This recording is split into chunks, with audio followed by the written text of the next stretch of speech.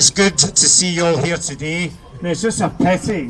It's just a pity that the certain political parties did not turn up today, like the Scottish Greens, the Liberal Democrats, and the SNP failed to turn up today. That we said in an email to those political parties that if they didn't turn up, they showed that they're not interested in the homeless, they're not interested in people who are social rights. And just to add one wee point to what Sean has been saying, the issues that are important for the country are housing, health and education. If you don't live in a decent house, you cannot be healthy, and if you cannot be healthy, you cannot be educated in that order. So I'm going to introduce you now. Oh, by the way, see this housing emergency thing? How did it happen? They never invested in council housing. Oh, that's the reason, isn't it? So, anyway, we've got Kathleen Scott here, who's going to say a few words. Thank you. She's from the Labour Party. Hi there, my name's Caitlin Stott. Yes, hi, my name's Caitlin Stott. I'm the parliamentary candidate for Berwickshire, Roxburgh and Selkirk, and I also work for Mark Griffin, who's the housing spokesperson, the shadow housing spokesperson for the Scottish Labour Party in the Scottish Parliament. And I think you said it best when you said housing is everything. If you don't have a house, you don't have your health. If you don't have a house, you don't have your food, you are cold, and you are basically at the bottom of the heap. So I think it's really, really important. It's a priority for the Scottish Labour Party to make sure that there are enough homes in Scotland to end the scandal that is a housing emergency that's happening here. It's not normal to have people living on the streets. It's not normal to have people sitting on someone's sofa with nowhere to go. It's certainly not normal for kids to wake up in temporary accommodation. 10,000 children in Scotland are waking up today not knowing where they're sleeping tonight. That's not okay.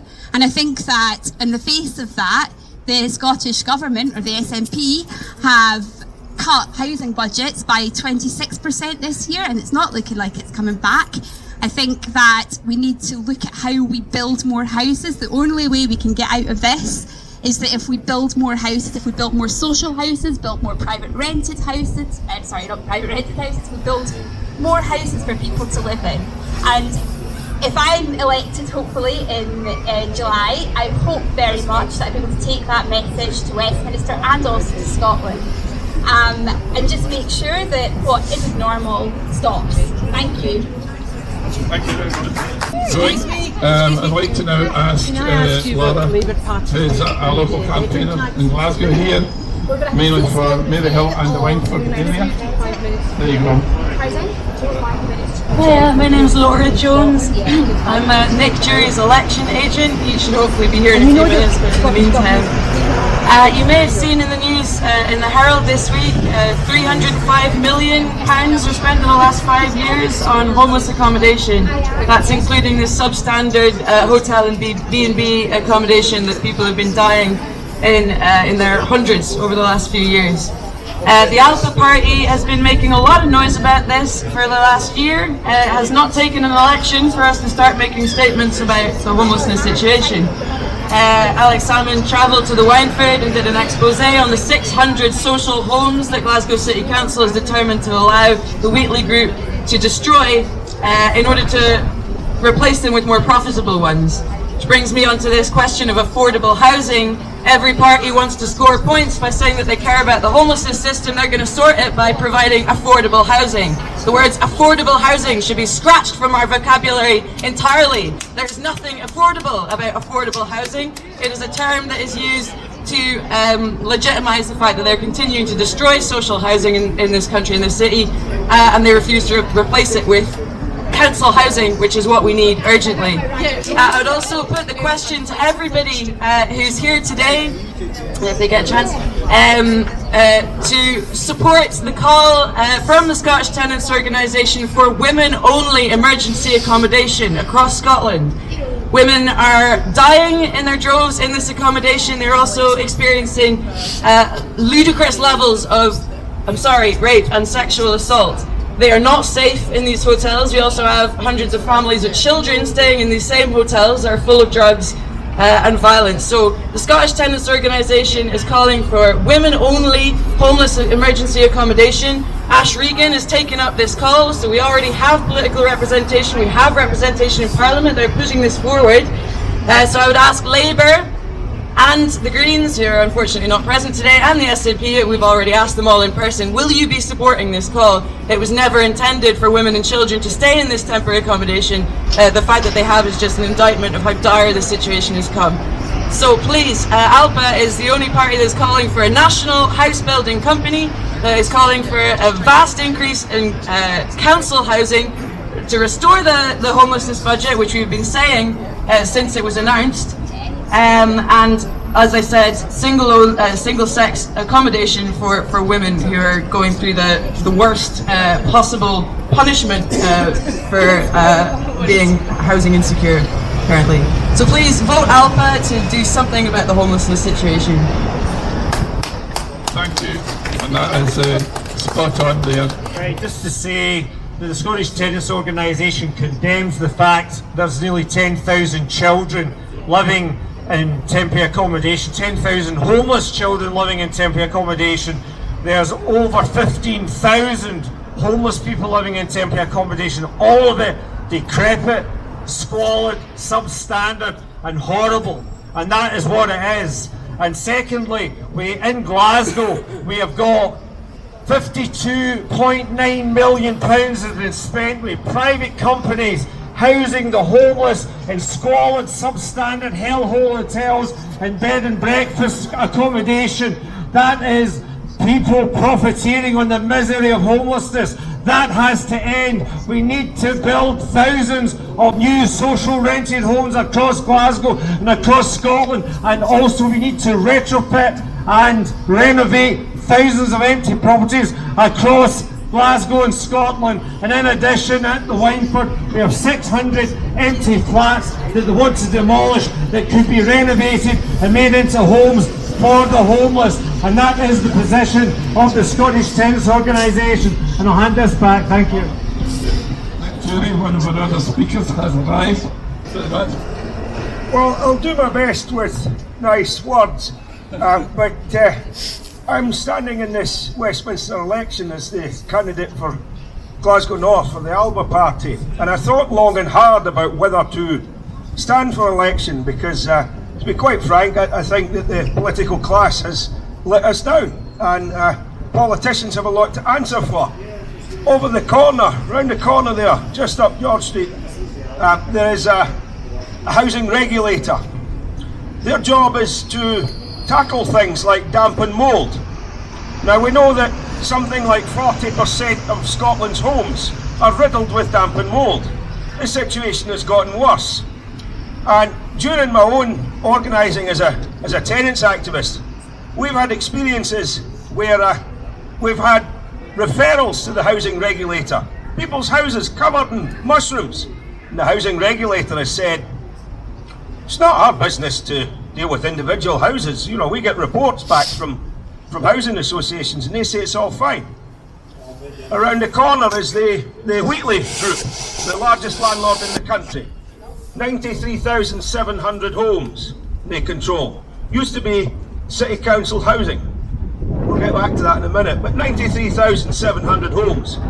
They say they have no record of any damp and mould in any of their properties. Over the corner, the housing regulator, they say, that's fine, there's no damp and mould in 93,700 properties. But we know that 40% of Scotland's homes are riddled with damp and mould. So, what's going on here? It's clear that there is a backslapping exercise between the landlords, the political class, and ultimately it's killing people. We saw what happened with Awab Ishak in England, and they created a law, Awab's law, whereby if you're in charge of a housing association and you kill someone because you let out a dangerous, illegal, mouldy home, you can go to jail. What did they do in Scotland? They had a big meeting. The Scottish Federation of Housing Associations, the Glasgow and West of Scotland Housing Forum, a few of the politicians, the housing regulator, and they said, why don't we sign up to a new voluntary code of conduct? We'll put our own papers in and everyone will stamp them and it'll be fine. Well, that's not good enough. That's not good enough. So we're calling for an elected housing regulator based on the system we use in jury trials in Scotland. And we want that to take place, those elections, at every Holyrood election, to put social housing front and centre. But let's come back to that question of democracy, because 93,700 homes, largest landlord in the country, largest landlord in Glasgow, this fine city. We've heard about what they've been doing in the Wynford, for example. Now, in the Wynford, they held a people's vote on whether or not these 600 social homes should be demolished. And you'll not be surprised to hear people were very much against that. Over 75% of people who voted in that people's vote, that referendum for the community, said no, we want to retain the 600 social homes. Now, just over the road from the Wynford in Kalina Street, another part of Glasgow North, there's an area of vacant land, about 2.5 football pitches wide. That vacant land used to be council housing, and then Wheatley Group, or the GHA as it was known then, demolished it. During the height of the pandemic, the council tried to sell off that land for 400 luxury homes. 400 luxury homes. So there's a huge problem of democracy here. We're having this landlord run roughshod, Wheatley run roughshod over communities, ignoring democratic decisions, and in the council facilitating that land to be sold off for private development. So we say no, we need council housing now. We need to nationalise the Wheatley Group. We need to break them up. And we need a national house building company. Because we know also elsewhere in the city you've seen the homelessness problems.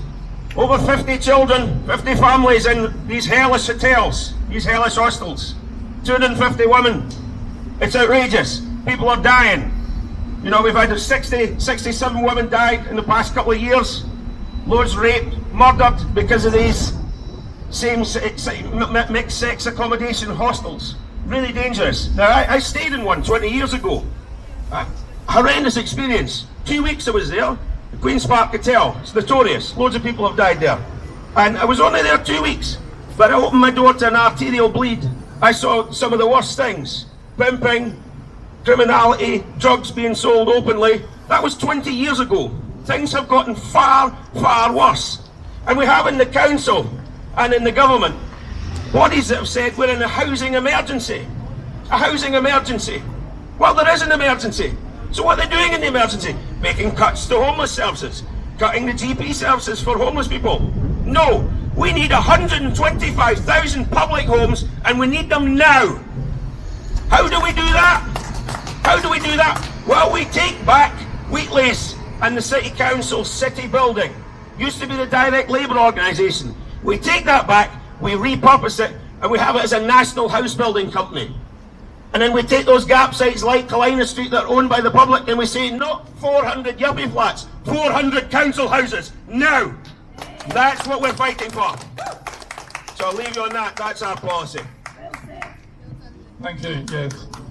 I should say council house forever because they've took it away. So we need it back. Say, oh, you can't go backwards because that's old. But if old works and new is disastrous, what would you rather have? Thank you all for coming, and we'll leave it at that. Okay, thanks.